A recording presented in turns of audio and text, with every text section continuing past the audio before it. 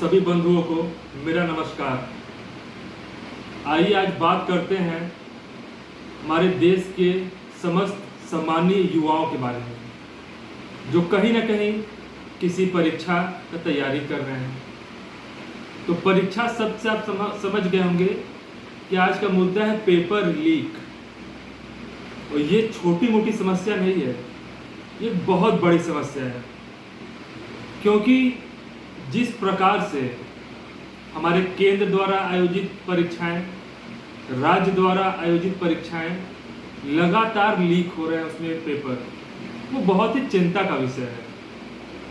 क्योंकि कोई युवा कितने साल तक लगातार 20-25 साल तक 30 साल तक संघर्ष करके ज्ञान इकट्ठा करके बड़ी ही उम्मीदों के साथ एक परीक्षा में बैठता है।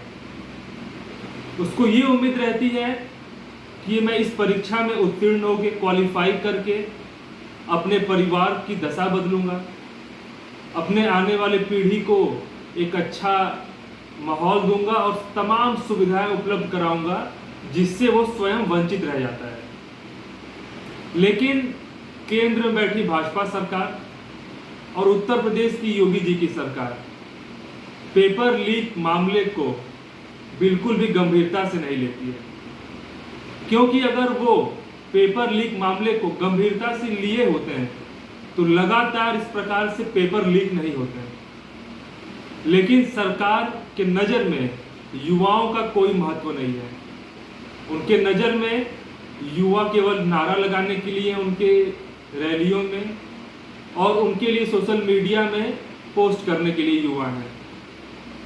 वास्तव में देखिए तो युवाओं के भविष्य के लिए और युवाओं के भविष्य के आधार पे ही हमारे देश का भविष्य तय होगा, उस पर भाजपा कुछ नहीं कर रही है।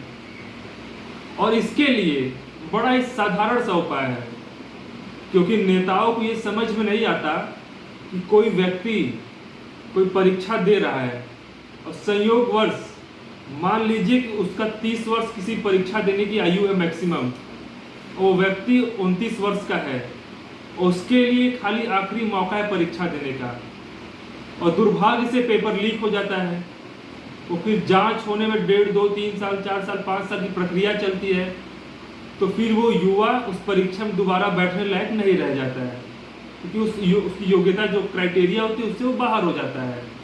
तो इसी प्रकार से अगर नेताओं के भी चुनाव लड़ने पे उम्र की सीमा तय कर दी जाए और चुनाव होने के बाद इलेक्शन कमीशन ये बोल दे कि इस परिणाम से हम संतुष्ट नहीं हैं, अभी राष्ट्रपति शासन लगा दे रहे हैं और चुनाव 3 साल बाद कराएंगे, और जो आयु सीमा तय हुई चुनाव लड़ने के लिए जो नेता उसको डाक जाएंगे, पार कर जाएंगे और दोबारा चुनाव नहीं लड़ पाएंगे, तब उनको समझ में आएगा कि एज बाउंडेशन कितनी बड़ी फैक्टर, कितनी बड़ी समस्या है युवाओं के लिए।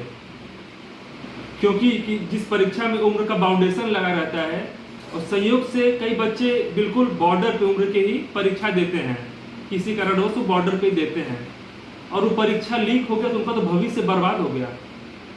वो बेचारे 30-35 साल की जो पढ़ाई की, परिश्रम की, मेहनत की शिक्षा के लिए, उसका कोई अर्थ नहीं निकल पाता है।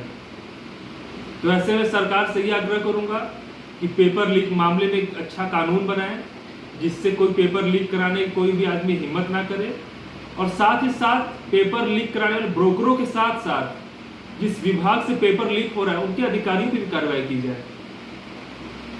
तो आज वीडियो में एक नई माध्यम है कि युवाओं के भविष्य के साथ खिलवाड़ ना किया जाए, पेपर लीक जैसे गंभीर मुद्दे को सदन में उठाया जाए और इसका निस्तारण किया जाए।